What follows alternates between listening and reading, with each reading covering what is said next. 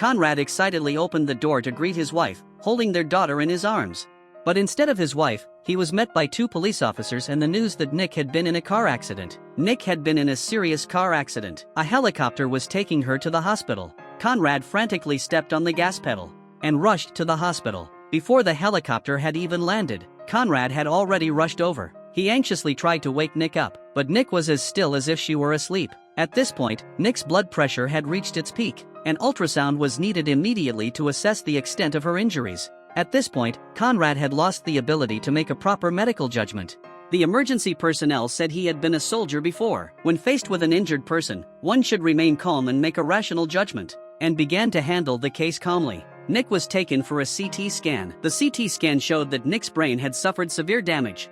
He was now completely unable to move on his own. It was highly unlikely that Nick would recover. He was widely recognized as the best general nurse in the hospital. Everyone was waiting for a miracle to happen. The CT scan showed that Nick's brain had begun to swell and had suffered severe damage. Conrad refused to give up and sought ways to treat him. However, everyone present knew that Nick was unlikely to survive. After several rounds of research and treatment, Nick showed no signs of improvement. Dr. Bell had even notified the organ transplant center staff, but this was firmly rejected by the CEO. Someone who was alive and well the day before was now on the brink of death. However, there were many people in this country waiting for transplants, and Nick's current condition meant it was time to prepare for this. Would Conrad agree to allow Nick to donate her organs?